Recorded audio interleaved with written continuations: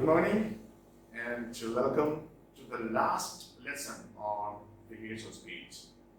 This is the fifth and the last lesson. Without much ado, let's continue. Anthropomorphism. Anthropomorphism. It is the attribution of human traits or qualities to objects or animals, okay, or other deities. You may have a doubt. So then, what is the difference between anthropomorphism and personification? I'll explain that as I continue this lesson. The difference between anthropomorphism and personification is that in anthropomorphism, an animal or deity actually behaves or talks or wears clothing that human beings do. That is the difference. Now, let's go ahead. Whereas in personification, there is only a projection of human traits or human qualities into the animals or objects. But they do not actually behave like human beings. This is the difference. When we look at the examples, it will be clear to you. Examples of anthropomorphism. All of you know this. Winnie the Pooh and his friends.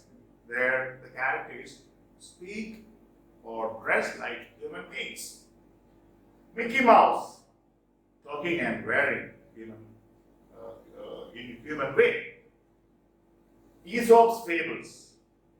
Again, the characters there behave, speak, or dress like humans. The best example from literature is George Orwell's famous allegorical novel, Animal Farm. When we discuss Animal Farm during our survey of English literature, I will talk more about it. The next on our list is pathetic fallacy. Now you are going to have a problem. We will solve the problem as we go ahead. Anthropomorphism, pathetic fallacy, and personification. They can sometimes confuse you. But I will see that you don't get confused. Okay. This term was coined by John Ruskin.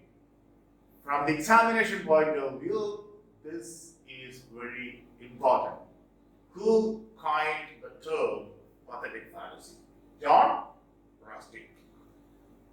It is the attribution again of human emotions to inanimate objects of nature. Human emotions of, say, anger or sadness or happiness. Only such emotions are transferred to inanimate objects of nature.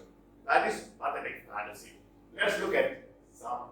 See, it is a kind of personification. Don't get confused pathetic fallacy with personification. Let's look at examples. Now, the difference between pathetic fallacy and personification is that in the former, only human emotions are given to inanimate objects. In the former means in pathetic fallacy. Whereas in the latter, that is personification, all human attributes are given to inanimate objects. In pathetic fallacy, only human emotions. But in personification, all attributes of humans are given to inanimate objects. This is the difference. Okay. Examples of pathetic fallacy.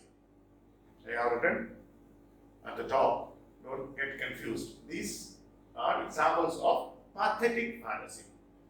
The somber clouds darkened our mood. Here, somber. That is seriousness. This quality, this emotion is transferred to the clouds. So it becomes a pathetic fallacy. The weeping cloud, sadness is transferred to the clouds. The night has been unruly, violence. The unruly behavior of the humans is transferred to the night. Maybe it's a stormy night. That's why unruly night. The wild and the windy night, wild. Humans become wild. Okay, terrible. I wandered lonely as a cloud from William Wordsworth. Loneliness is transferred to cloud. Now, next one is pun. Is a very important figure of speech. Another name for pun is paranomasia. Paranomasia is another word for pun. What is pun? I have described it here. In simple words, it is a play on words which have dual meaning. That is pun. Okay. Let's look at the difference between pun and malapropism. We have already seen malapropism. Now, pun, as I have given here, the difference between pun and malapropism is that pun is a play on dual meaning of a word. A word has dual meaning. Whereas malapropism is the blundering use of an inappropriate word. It's a mistake. It is a mistake committed by the speaker. But pun is not a mistake. Deliberately, the word is used to bring to the attention of the readers certain meaning. Okay. Or to make the readers think deeply. Okay. Examples. First, let us look at some examples of pun. Time flies like an arrow. Here, like is a preposition. Fruit flies like a banana. This is a pun because the writer is playing on the word like, which here has dual meaning. Okay, next. The life of this is example of malapropism. This is example of malapropism. I am just drawing a comparison between the two and showing the difference. The life of a patient of hypertension is always at stake. Instead of saying at stake, the speaker here is using stake. This is a vivid example of malapropism.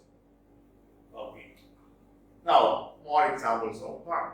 I have now given you the difference between pun and malapropism. Now, let's look at more examples of pun. Ask for me tomorrow and you shall find me a grave man. Grave man. What meaning? Serious man. When you come and meet me tomorrow, I will be a very serious man. Another meaning? I will be dead. This is pun. Her cat is near the computer to keep an eye on the mouse. You know, mouse has two meanings here. I was struggling to figure out how lightning works, but then it struck me. Oh, conducting a research into how lightning happens. Then suddenly it struck him. What? He understood. He understood the process of lightning. See? Dual meaning for the word struck here. I have been to the dentist many times, so I know the drill. Drill is that kind of that instrument we use to drill your tooth when you go to a dentist. Maybe filling and etc. Now, drill also has another meaning. Doing exercise. So you go to the dentist often. So So that's a kind of exercise.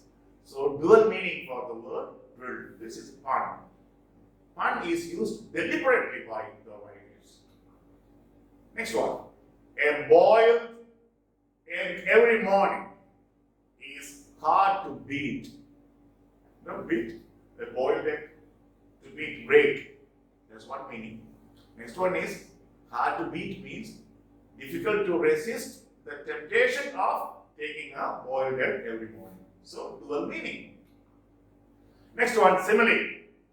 Now, simile is an explicit or an explicit metaphor.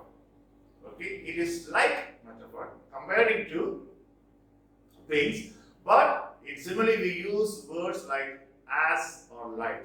So in the examination, if you find two things compared using as or like, then it is simile, and metaphor is implied simile. There will not be the words as or like. Okay. I have already explained. Let's not waste time. Examples. He fights like a lion. Like a lion. Same thing can be expressed using metaphor. How? He is a lion in the fight.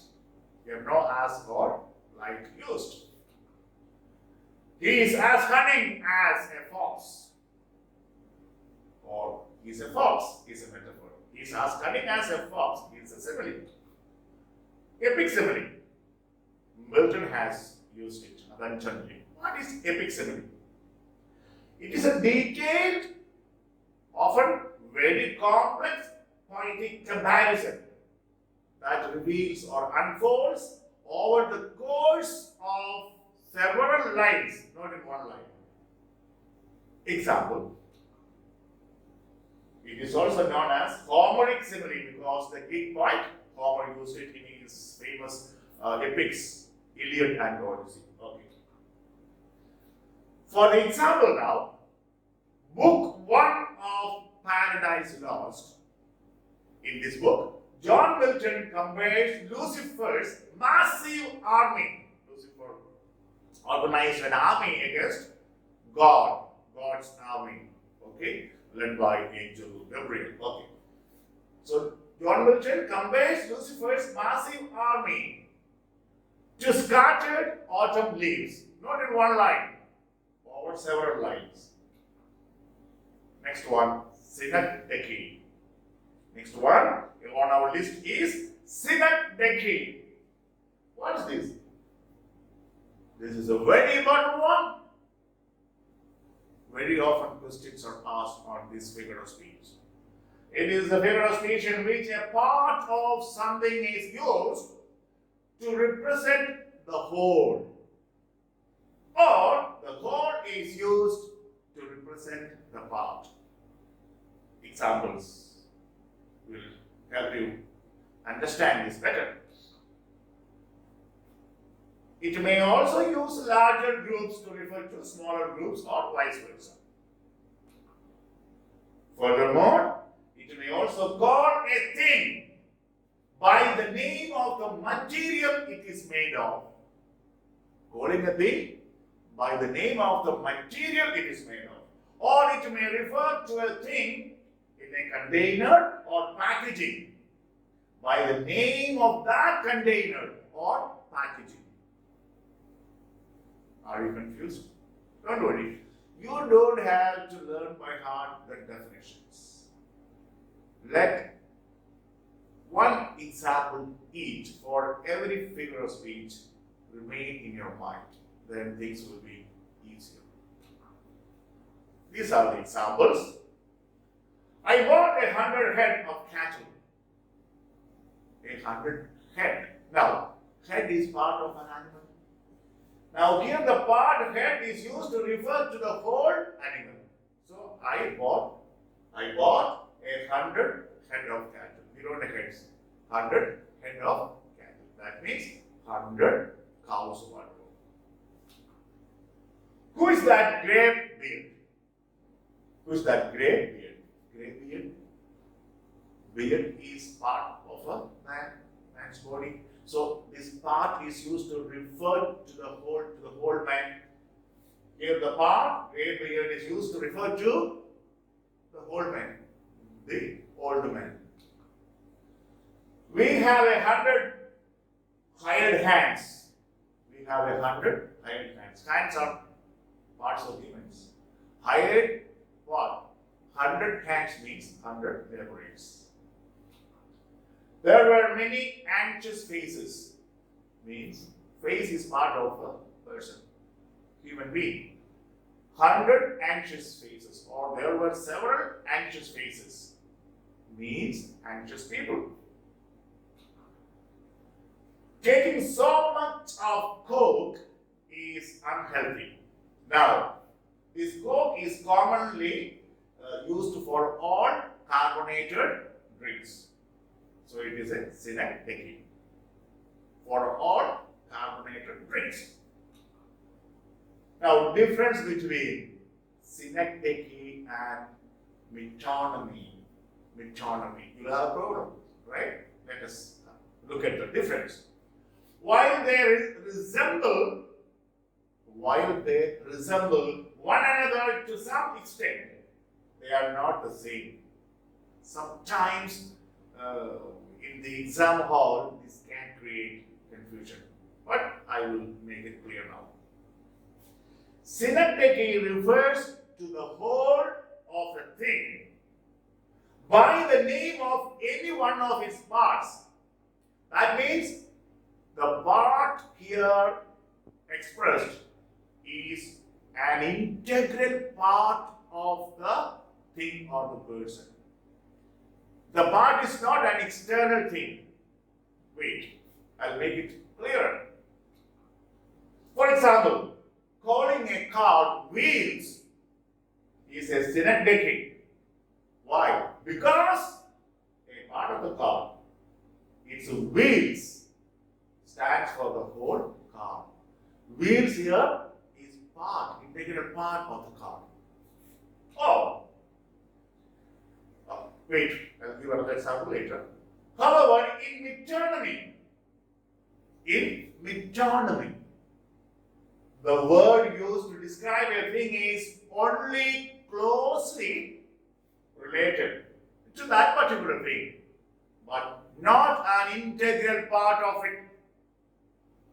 Okay, the object that we use to refer to something is not, or somebody is not, an integral part, not an inseparable part. It is external to the person or thing that we represent to. Okay, or we relate to, we refer to. For example, we use crown to refer to a king or a queen. And crown is not an integral part of the king or the queen, like hands or head. You understand? It is external to the person. So if you are given a statement or a sentence or a line, and there are two of among the four options, suppose there are these two figures of speech given, synecdoche and metonymy. You must remember this explanation. Okay, metonymy. In metonymy, the object is not an integral part of the thing it refers to. But in synecdoche, the part is an integral part of the whole. This is the difference. Next one, tautology. This is very, very easy. Quite often they ask questions on this. It is stating the same thing in different words. We call it redundancy as well in English grammar. Repeat that again. Very often we all say that. Can you repeat that again? This is tautology. You have to say, can you repeat it? Not can you repeat it again. Forward planning. Planning itself is forward. Shout it loud. Shout it. Why did you say shout it loud? Okay. It's a free gift. It's a gift. Gift is always free. I personally made this card for you with my own hands. I personally made it for you. Why with my own hands? Why you make it with your legs or what? Okay. Okay. Zugma. Zugma. What is Zugma? Interesting. In Zugma, one verb or preposition, mostly verb, joins two objects in a sentence. That means one verb has two objects. The subject, verb, object. So one verb has two objects. Often with different meanings. That is the point here. Let's look at examples. I left. This is the verb in this sentence. My heart and my suitcase in San Francisco. Left has two objects, my heart and my suitcase. But the meaning is different. Left my heart means, no, I love that place. I think of that place. It is in my memory. I have become so fascinated with the place. Left my suitcase means an object. You forgot it there. See the difference? He fished for trout and for compliments. Trout is a kind of fish. He fished for trout and for compliments. That means he was looking for compliments from other people. See, the meaning changes. On our first date, when a boy and girl go out together for a movie or for some kind of entertainment or for dinner or lunch, whatever, on our first date, I held my breath. Means I was very tense. First date, very tense. What to say, what not to say, or what to wear, what not to wear. I held my breath. That is the first object of the verb, held. And the car door for her. Two different meanings. When they got out of the car, he opened the door of the car and held it. See the difference in meaning? Held is the verb, two objects, but with totally different meanings. The storm sank my boat and my dreams. We understand. Sank what? Boat. Okay. Gone down. Then my dreams. It's a kind of figure of speech, or it's a kind of idiom. Sank my dreams. Sank my dreams. All my dreams were ruined, destroyed, because the boat, okay, the storm sank the boat, and with that, maybe he lost a lot of things, or he died, whatever. All his dreams were shattered. Next, the disgruntled worker quickly took his belongings, you understand, his baggage, and his leave. He took leave from his company. See, two different objects for the same verb, took.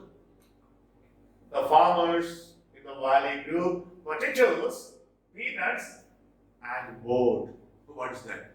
Okay, first we understand. The farmers grew potatoes, peanuts, and then they became board. They grew, board means became board. You see, the verb is grew, but different objects with different meanings. He lost his briefcase, then his job, then his mind. He went out of his mind. That means he lost control of his mind. Different meanings, different objects, but the verb is same, lost. This is Sukma. Examples of Sukma from literature. Just one or two. Golden lands and girls are must, as chimney sweepers come to dust. This is from William Blake's poem, Chimney Sweepers. Okay. Here, coming to dust has two meanings. First, the profession, the trade of the chimney sweeper. The trade of the chimney sweeper comes to an end. The next one is die. So, two meanings. Okay. All must come to dust. Last one on our list, spoonerism. One question was asked this year by the University of Hyderabad. I have sent the question paper to, I think, all of you. If not, I will send. You can find one question on this. So you may not get so many questions on figures of speech. You may get 1 or 2. But 1 mark or 2 marks will make a difference with regard to your rank. Okay? Now, it's very interesting. It is a verbal error in which a speaker accidentally transposes or it changes the initial sounds or letters of 2 or more words and often creating a comic effect. Sometimes writers use it deliberately to create a comic effect, but sometimes people make mistakes. Okay, let's look at some examples. Interesting. Before that, it is named after Reverend William Archibald Spooner. He was a pastor, a Christian pastor, and he was in the habit of making such errors. That's why this gets the name Spoonerism after his name. Okay. Examples, very fast. There are many. You have hissed the history lectures. You have missed the history lectures. Here what happened? H and M transposed. So you have, instead of saying missed the history lectures, M and H transposed. The result is what? You have missed the history lectures. Instead of you have missed the history lectures. Next. The Lord is a showing leopard. The Lord is a loving shepherd. That is transposed. It is customary to kiss the bride. It is customary to kiss the bride. Examples of spokenism. I have in my bosom a half-warmed fish. Instead of saying, I have in my bosom a half-formed fish. I think Spooner said this to Queen Victoria. That's what history says. Now, our queer old dean or queer old dean, what does it mean? Our dear old queen, Spoonerism.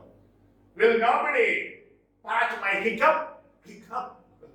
Will nobody pick up my hat? You noble sons of soil. You noble sons of soil. Instead of sons, okay, tons. Please sew me to another sheet. What is meaning of sew? Means to stitch. Please show me to another sheet. You have tasted 2 verbs. You have wasted 2 terms. Is the bean dizzy? Is the dean dizzy? Spoonerism. A blushing crow. This was the same example asked here in this year's exam by the University of Hyderabad. Okay, I'm very happy. The same example given to my previous students was asked. A blushing crow, a crushing blow. C and B transposed. Spoonerism. Take a towel. Take a shower.